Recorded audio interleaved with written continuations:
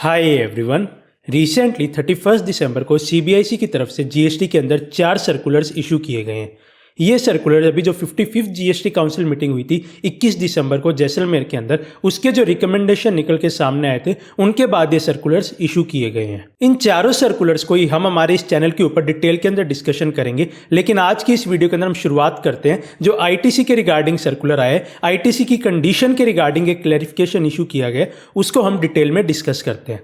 तो इसके लिए हम सीधा हमारी स्क्रीन के ऊपर चलते हैं। तो जो सर्कुलर आज हम डिस्कस कर रहे हैं वो है सर्कुलर 241/35/2024, जो कि 31 दिसंबर 2024 को इशू किया गया सीबीआईसी के द्वारा। तो ये सर्कुलर बेसिकली एक क्लैरिफिकेशन इशू कर रहा है जो सेक्शन 16(2)(b है उसके रिगार्डिंग। तो जैसा कि आपको ध्यान है, सेक्शन 16 जो है वो इनपुट टैक्स क्रेडिट के रिगार्डिंग बात करता है कि आपको इनपुट टैक्स क्रेडिट कब मिलेगा, क्या कुछ कंडीशन है, और सेक्शन 16(2)(b एक कंडीशन डालता है कि आपको गुड्स रिसीव होना चाहिए। आपको जब गुड्स रिसीव होगा तभी आपको इनपुट टैक्स क्रेडिट मिल पाएगा। तो अब इसी गुड्स रिसीव होने के रिगार्डिंग जो एक्स वर्क्स कॉन्ट्रैक्ट होते हैं उनके अंदर गुड्स रिसीव हुआ कब माना जाएगा, उसके रिगार्डिंग ये सर्कुलर इशू किया गया। तो एक्स वर्क्स कॉन्ट्रैक्ट क्या होंगे ये आप इससे समझिए कि जब आपका जो सप्लायर है वो आपको जो गुड्स की डिलीवरी है वो अपने ही प्रीमाइसेस पे, अपने ही फैक्ट्री के गेट के ऊपर आपको गुड्स डिलीवर कर देता है, उसकी डिलीवरी वहीं पे खत्म हो जाती है। उससे आगे ले जाने की सारी रिस्पॉन्सिबिलिटी जो रेसिपिएंट है, मतलब आप है जो आईटीसी क्लेम करने वाला है, उसकी सारी रिस्पॉन्सिबिलिटी है। तो ऐसे कॉन्ट्रैक्ट्स को एक्स वर्क्स कॉन्ट्रैक्ट बोलते हैं। और उस केस के अंदर आईटीसी कब लिया जाएगा, कब आपका ये माना जाएगा कि आपको गुड्स रिसीव हो गया? क्या वो उसी पॉइंट पे मान लिया जाएगा जब सप्लायर ने अपने गेट के ऊपर डिलीवरी दे दी, या फिर वो जब गुड्स आपके प्रीमाइसेस पे, आपके बिजनेस प्लेस पे पहुंचेंगे ट्रांसपोर्टेशन होने के बाद, उस पॉइंट पे माना जाएगा गुड्स रिसीव हो गया? तो इन दोनों पॉइंट्स में से कब गुड्स रिसीव माना जाएगा, उसके बेसिस पे आपकी सेक्शन 16(2)(b की कंडीशन कंप्लाई विद होगी और उसके बाद ही आप आईटीसी ले पाएंगे। तो ये जो सर्कुलर है उसके रिगार्डिंग जो ऑटोमोबाइल सेक्टर है उनकी तरफ से रिक्वेस्ट की गई थी सीबीआईसी से कि आप इसके रिगार्डिंग एक क्लैरिफिकेशन इशू कीजिए, क्योंकि ऑटोमोबाइल सेक्टर के अंदर ये चीज़ काफ़ी कॉमन है। लेकिन आपको ये भी चीज़ ध्यान रखनी है कि चाहे ऑटोमोबाइल सेक्टर ने ये रिक्वेस्ट की थी, इस सर्कुलर की रिक्वेस्ट ऑटोमोबाइल सेक्टर की तरफ से आई थी, ऐसा नहीं है कि ये सर्कुलर सिर्फ ऑटोमोबाइल सेक्टर के ऊपर अप्लाई करेगा। ये सभी इंडस्ट्रीज पे, सभी टैक्स पेयर्स पे जो रजिस्टर्ड है, जो आईटीसी ले सकते हैं, उन सभी के ऊपर ही अप्लाई करेगा। क्योंकि ये जो चीज़ क्लैरिफाई कर रहा है, जो ये बेनिफिट दे रहे हैं, वो एक जीएसटी के सेक्शन के रिगार्डिंग है, जीएसटी के एक प्रोविजन के रिगार्डिंग है। तो जीएसटी के एक प्रोविजन को वो क्लैरिफाई कर रहे हैं, तो वो प्रोविजन सभी टैक्स पेयर के ऊपर अप्लाई करता है। तो इसका रिलीफ भी, इसका बेनिफिट भी सभी टैक्स पेयर को मिलेगा। इसका बेनिफिट सिर्फ ऑटोमोबाइल सेक्टर तक रेस्ट्रिक्ट नहीं होगा। तो ये किस केस को डील करता है, इसका हम एक ऑटोमोबाइल सेक्टर की एग्जांपल से चीज समझते हैं। तो ऑटोमोबाइल सेक्टर में जो ओईएम्स होते हैं, ओरिजिनल इक्विपमेंट मैन्युफैक्चरर्स, मतलब जो आपके व्हीकल के मैन्युफैक्चरर्स, मान लीजिए आप, जो व्हीकल के मैन्युफैक्चरर्स होते हैं वो व्हीकल बना के जो व्हीकल के डीलर्स होते हैं उन्हें सप्लाई करते हैं, और ये डीलर्स आपको आगे कस्टमर्स को सेल करते हैं। तो जो ओईएम के साथ कॉन्ट्रैक्ट्स होता है डीलर का, इसके अंदर बात लिखी होती है कि जो ओईएम है वो व्हीकल्स की डिलीवरी अपने प्रीमाइसेस पे, अपने फैक्ट्री गेट तक ही करेगा। आगे जो भी रिस्पॉन्सिबिलिटी है व्हीकल को ले जाने की अपने प्रीमाइसेस तक, वो डीलर की होगी। ओईएम की रिस्पॉन्सिबिलिटी अपने प्रीमाइसेस के गेट तक ही है, अपने प्रीमाइसेस पे ही वो गुड्स की डिलीवरी दे देगा। और इसी पॉइंट पे सारी प्रॉपर्टी, सारा रिस्क रिवॉर्ड, सारा ट्रांसफर हो जाता है डीलर को। लेकिन एक चीज़ और देखने को मिलती है इस केस के अंदर, जो ओईएम है वो बहुत बार ट्रांसपोर्टेशन अरेंज करवा देता है, वो यहाँ पे इंश्योरेंस करवा देता है। चाहे ओईएम करवा रहा हो लेकिन वो करवाता डीलर के बिहाफ पे ही है, मतलब रिस्पॉन्सिबिलिटी सारी डीलर की है। एक बार ओईएम करा जरूर देता है। मान लीजिए अगर रास्ते में कुछ हो जाता है, गुड्स डैमेज हो जाता है, तो जो इंश्योरेंस कंपनी से क्लेम होगा वो डीलर ही जाके करेगा, ओईएम नहीं करेगा। तो एक तरह से ओईएम बस डीलर के बिहाफ पे चीजें कर देता है। अल्टीमेटली सारी रिस्पॉन्सिबिलिटी होती है डीलर की है, सारी ओनरशिप इसी पॉइंट पे, सारी जो प्रॉपर्टी है वो इसी पॉइंट पे ट्रांसफर हो जाती है डीलर को।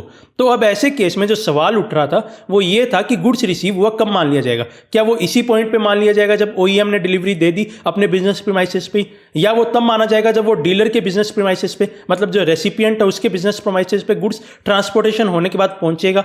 तो इन दोनों पॉइंट्स में से कब गुड्स रिसीव मान लिया जाएगा और उसके बेस पे आपको कब आईटीसी मिल पाएगा? तो ये अल्टीमेटली क्वेश्चन उठ रहा है। तो जो टैक्स पेयर्स है वो तो हमेशा यही चाहेंगे कि इसी पॉइंट पे मान लिया जाए, और जो डिपार्टमेंट के काफ़ी सारे ऑफिसर्स है वो कंटेंशन ले रहे हैं कि आप इस पॉइंट पे डिलीवरी मानिए।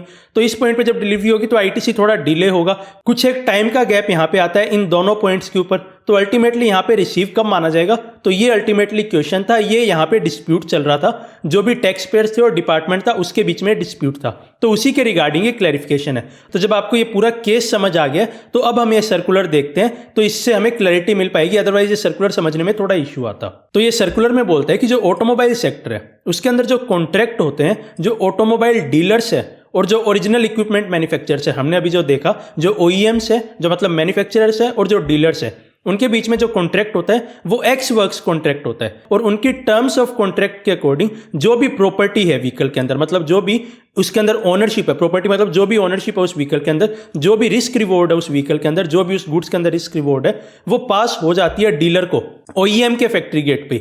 मतलब OEM ने अपने फैक्ट्री गेट पे सारी की सारी ओनरशिप डीलर को ट्रांसफर कर दी, सारा रिस्क सारा रिवॉर्ड OEM ने आगे ट्रांसफर कर दिया। इसके बाद जैसा कि हमने डिस्कस किया कि OEM बहुत बार ट्रांसपोर्ट वगैरह अरेंज कर देता है डीलर के बिहाफ पे, और बहुत बार वो इंश्योरेंस वगैरह भी अरेंज कर देता है। लेकिन इसका मतलब ये नहीं है कि वो OEM की सारी रिस्क रिस्पॉन्सिबिलिटी है वो सिर्फ बिहाफ पे कर रहा है डीलर के, हो तो वो डीलर के लिए रहा है, बस वो OEM डीलर के बिहाफ पे कर दे रहा है। तो कोई भी अगर क्लेम होता है लॉस वगैरह का, वो सारा का सारा डीलर ही लॉज करता है इंश्योरेंस कंपनी के साथ कि हमारा गुड्स डिस्ट्रॉय हो गया तो हमें इंश्योरेंस क्लेम दीजिए। तो एक तरह से सारा का सारा OEM ने वहीं पे अपने फैक्ट्री प्रीमाइसेस पे यहाँ पे डिलीवर कर दिया। उसी को इन्होंने पॉइंट के अंदर बताया है कि इशू क्या रहा है, जो हमने अभी एग्जांपल के थ्रू अच्छे से समझा। आगे ये बताते हैं कि जो डीलर है वो अपनी बुक्स ऑफ अकाउंट के अंदर भी इनवॉइस को उसी पॉइंट पर रिकॉर्ड कर लेता है जब OEM ने उन्हें अपने फैक्ट्री गेट के ऊपर डिलीवरी दे दी। तो अब आपको ऐसे केस के अंदर ITC कब मिलेगा उसको समझने के लिए हम एक बार सेक्शन के प्रोविजंस भी देखते हैं।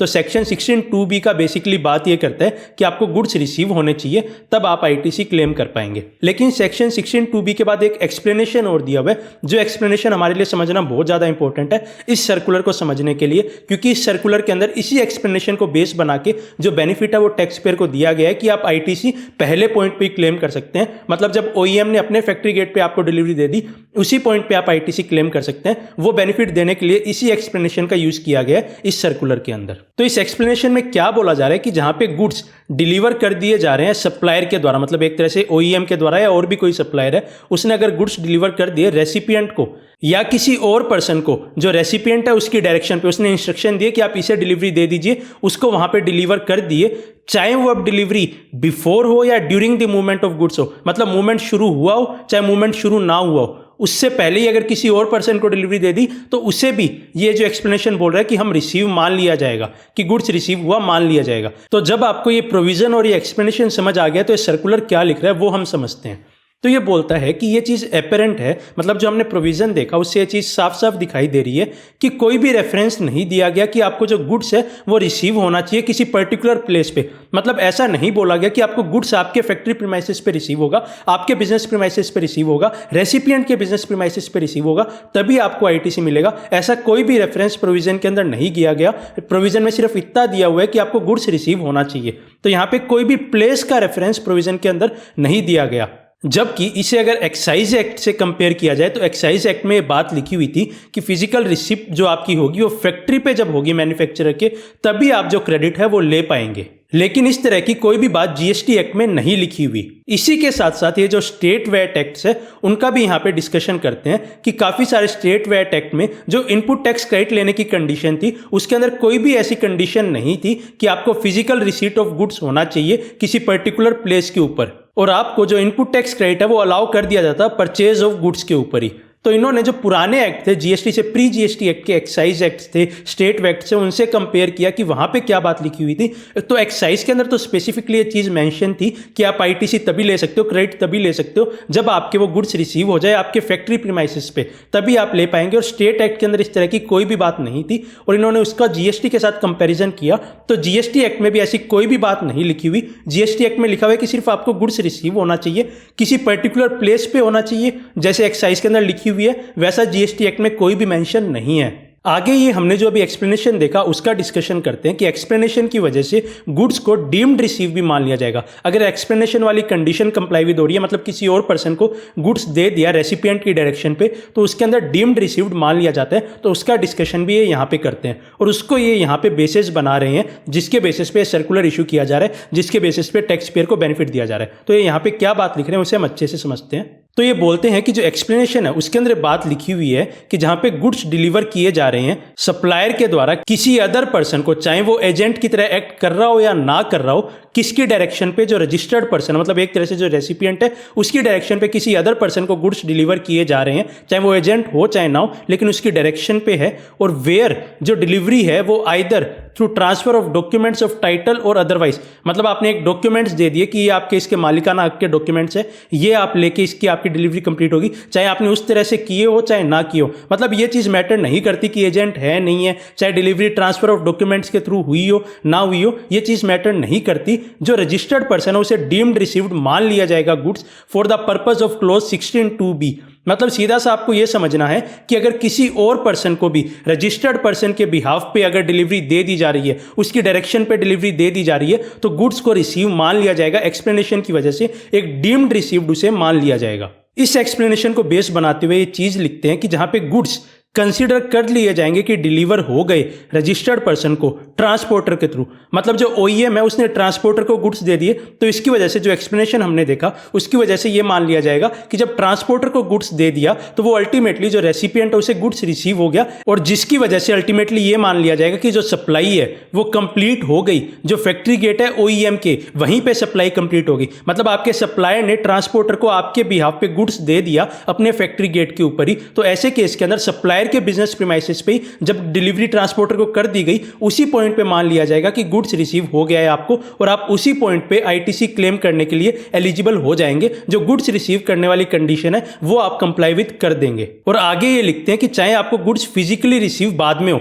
मतलब जो ट्रांसपोर्टेशन का टाइम लगेगा उसके बाद आपको गुड्स रिसीव होंगे, वो चाहे आपको बाद में रिसीव हो, तो भी आप आईटीसी जो सप्लायर के प्रीमाइसेस पे आपको गुड्स मिल गया उसी पॉइंट पे आप आईटीसी क्लेम कर पाएंगे। आगे ये बहुत इंपॉर्टेंट बात लिख देते हैं जो अच्छा इन्होंने यहां पे लिख दी, अदरवाइज कल को और इश्यूज आते कि अगर कोई ओईएम या ऑटोमोबाइल इंडस्ट्री के अलावा वाले लोग इस सर्कुलर का बेनिफिट लेते तो डिपार्टमेंट के ऑफिसर से आर्ग्यूमेंट कर सकते थे कि ये सिर्फ उसी ऑटोमोबाइल के केस के अंदर लगेगा, ऑटोमोबाइल इंडस्ट्री में ही लगेगा, जो ओईएम और डीलर्स का केस है वहीं पे लगेगा, तो उसका कोई इशू ना आए। तो इन्होंने स्पेसिफिकली ये बात लिख दी कि जो सेम प्रिंसिपल है जो हमने अभी ऊपर डिस्कस किया वो अप्लाई किया जा सकता है सप्लाई ऑफ अदर गुड्स के अंदर भी, जहां पे कॉन्ट्रैक्ट जो हो रहा है वो EXW कॉन्ट्रैक्ट हो रहा है, एक्स वर्क्स कॉन्ट्रैक्ट हो रहा है, जहां पे डिलीवरी सप्लायर के गेट के ऊपर ही दे दी गई, आगे जो ट्रांसपोर्टेशन और रेसिपिएंट अपने आप कराएगा। तो अगर किसी और गुड्स का भी सेम कॉन्ट्रैक्ट है, किसी और गुड्स के केसेस के अंदर भी सेम चीज हो रही है, तो वहां पे भी सर्कुलर के प्रिंसिपल ये सेम बेनिफिट आप अप्लाई कर सकते हैं। ऑटोमोबाइल इंडस्ट्री तक, ओईएम और डीलर के केस तक ये बेनिफिट रेस्ट्रिक्ट करने की कहीं पे भी जरूरत नहीं है। इसके बाद आगे ये सर्कुलर को एंड करते हुए एक चीज और लिखते हैं जो काफी इंपॉर्टेंट है। ये बोलते हैं कि अगर ऐसा कुछ नोट किया जाता है कि अगर गुड्स डाइवर्ट कर दिए गए नॉन बिजनेस पर्पस के लिए, मतलब आपको आईटीसी तो तभी मिल गया आपके जो सप्लायर है उसके प्रीमाइसेस पे, आगे आप उस गुड्स को यूज कर रहे हो अगर नॉन बिजनेस पर्पस के लिए, या फिर अगर वो goods lost, stolen, destroyed, return of अगर कुछ भी हो जाए, तो ऐसे केस के अंदर आपको ध्यान है कि आप आईटीसी क्लेम नहीं कर सकते। अगर नॉन बिजनेस पर्पस है तो भी आप आईटीसी क्लेम नहीं कर सकते। Lost, destroyed, return of, dispose of हो जाए तो भी आप गुड्स का आईटीसी क्लेम नहीं कर सकते। तो ऐसे केस के अंदर इन्होंने पहले ही लिख के बता दिया कि चाहे आपने उसी पॉइंट पे आईटीसी क्लेम कर लिया हो, सप्लायर से जब आपको डिलीवरी मिल गई उसी पॉइंट पे आपने आईटीसी क्लेम कर लिया हो, अगर उसके बाद भी अगर गुड्स का कुछ ऐसा कुछ यूज हो जाता है, गुड्स के साथ ऐसा कुछ हो जाता है, तो आपको वो आईटीसी रिवर्स करना होगा, आप उसका आईटीसी क्लेम नहीं कर सकते। तो आई होप आपको हमारे इस पूरे डिस्कशन से जो सेक्शन 16(2)(b) के रिगार्डिंग जो सर्कुलर इशू किया गया है, जो 55th जीएसटी काउंसिल मीटिंग के रिकमेंडेशन के बाद है, उसके रिगार्डिंग आपको एक कंप्लीट क्लैरिटी मिली होगी और आप इस सर्कुलर का बेनिफिट ले पाएंगे। जो आपका ट्रांसपोर्टेशन का टाइम है उतने टाइम तक आपका आईटीसी डिले ना हो, उसका बेनिफिट लेते हुए आप इस सर्कुलर का बेनिफिट ले सकते हैं और आपको आईटीसी थोड़ा पहले मिल पाएगा। इवन दो बहुत सारे केसेस में वो एक महीने पहले भी हो सकता है, तो पूरे एक महीना आपका आईटीसी लेने के अंदर बेनिफिट हो सकता है इस सर्कुलर की वजह से। तो आप इस सर्कुलर का बेनिफिट लीजिए एंड आई होप ये वीडियो आपके लिए हेल्पफुल रही होगी। So finally thanks for watching and stay tuned.